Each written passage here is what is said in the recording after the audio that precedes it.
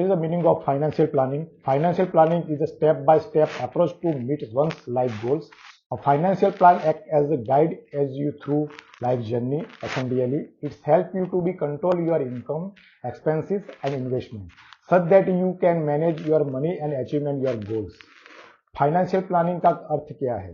Financial planning किसके जीवन में लक्ष्यों को पूरा करने के लिए चरण दर चरण दृष्टिकोण है। जब आप अपने जीवन की यात्रा को आगे बढ़ा सकते हैं तब एक फाइनेंशियल प्लानिंग का मार्गदर्शन बहुत ही जरूरी है। अनिवार्य रूप से यह आपको अपनी आय, व्यय और निवेश पर नियंत्रण रखने में मदद करता है ताकि आप अपने पैसों का प्रबंध कर सके और अपने लक्ष्यों को प्राप्त कर सके। हेलो दोस्तों, कैपिटल एंटरप्राइज में आपका वीडियो के माध्यम से स्वागत है। मैं पीयूष। तो आज हम इस वीडियो के माध्यम से फाइनेंशियल प्लानिंग की बात करेंगे और फाइनेंशियल प्लानिंग को अच्छी तरह से समझेंगे कि फाइनेंशियल प्लानिंग क्या होता है, इसके क्या लाभ है और हम इसके नियमों को भी चर्चा करेंगे जिससे सफलतापूर्वक फाइनेंशियल प्लानिंग कर पाए। पहला बेनिफिट है इट इंक्रीजेज योर सेविंग्स। अब देखिए, बिना फाइनेंशियल प्लानिंग के भी सेविंग्स हो सकती है पर वो हो नहीं पाता है। अगर हुआ भी तो वो उतना एफिशिएंट नहीं होगा। इसीलिए फाइनेंशियल प्लानिंग करने से आप अपनी इनकम और एक्सपेंसेस को प्रॉपर ट्रैक कर पाएंगे और आपका सेविंग अमाउंट इंक्रीज होगा। नेक्स्ट बेनिफिट है स्टैंडर्ड ऑफ लिविंग। जब लोग फाइनेंशियल प्लानिंग नहीं कर पाते और आगे चल के बिल्स और ईएमआई पेमेंट्स और डेट्स बढ़ जाते हैं तो उन लोगों को अपने लाइफस्टाइल से कॉम्प्रोमाइज करके कुछ पैसे सेव करने पड़ते हैं।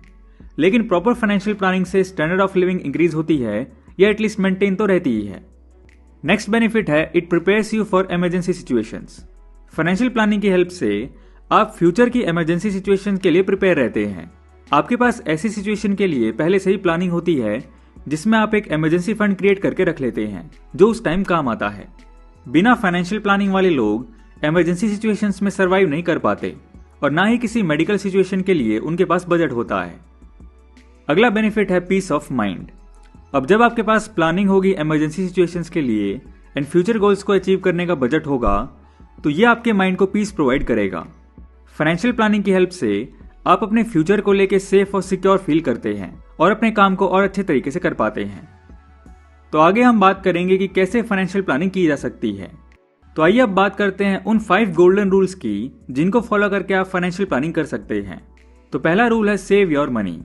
फाइनेंशियल प्लानिंग में सबसे पहले आपको सेविंग करना स्टार्ट करना होगा क्योंकि फाइनेंशियल प्लानिंग का मतलब है पैसे को मैनेज करना और पैसा मैनेज करने के लिए पैसे तो होने ही चाहिए ना, यानी सेविंग्स।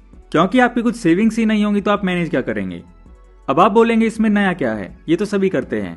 लेकिन नहीं, बहुत से लोग जितना अर्न कर रहे हैं वो पूरा अपनी डेली लाइफ पे स्पेंड कर देते हैं। अगर आप भी ऐसा करते हैं तो फिर आप बहुत बड़ा रिस्क ले रहे हैं अपने फ्यूचर के साथ। इसलिए आप सेविंग करना स्टार्ट कीजिए।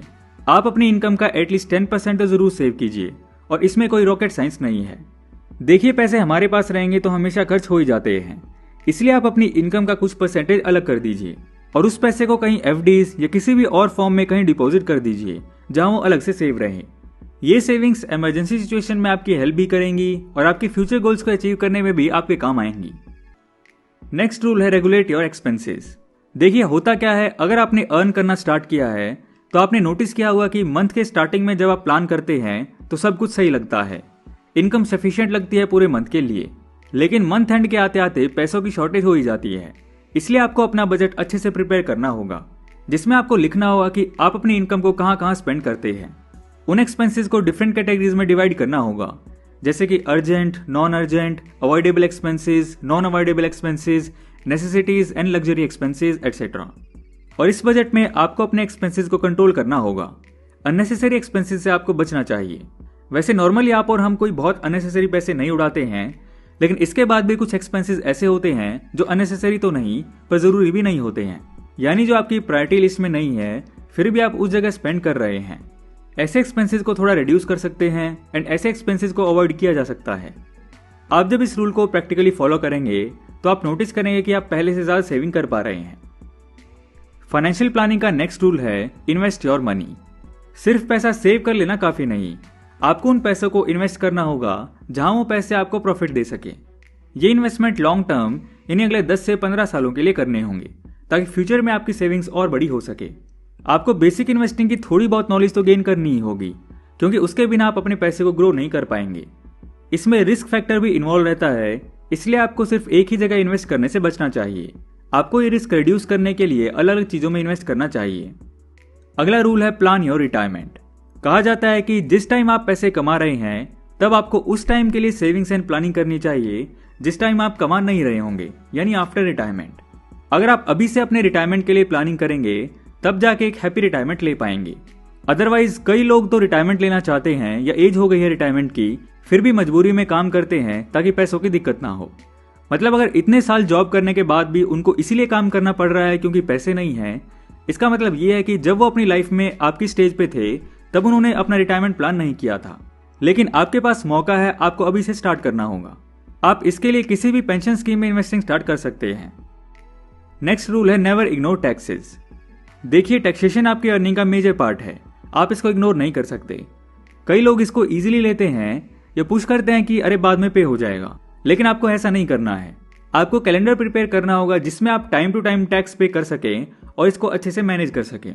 साथ ही साथ आपको प्लान करना होगा कि कैसे आप अपने टैक्सेस को रिड्यूस कर सकते हैं। आपको ये भी कैलकुलेट करना है कि सैलरी में से टैक्स कट होने के बाद कितना अमाउंट बचेगा, उस अमाउंट के अकॉर्डिंग आपको बजट मैनेज करना है।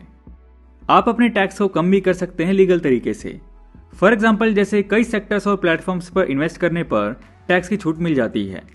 टैक्स सेव करने और इन्वेस्टमेंट जैसे डीप फाइनेंशियल मैटर्स पे आप फाइनेंशियल एडवाइजर्स की हेल्प भी ले सकते हैं।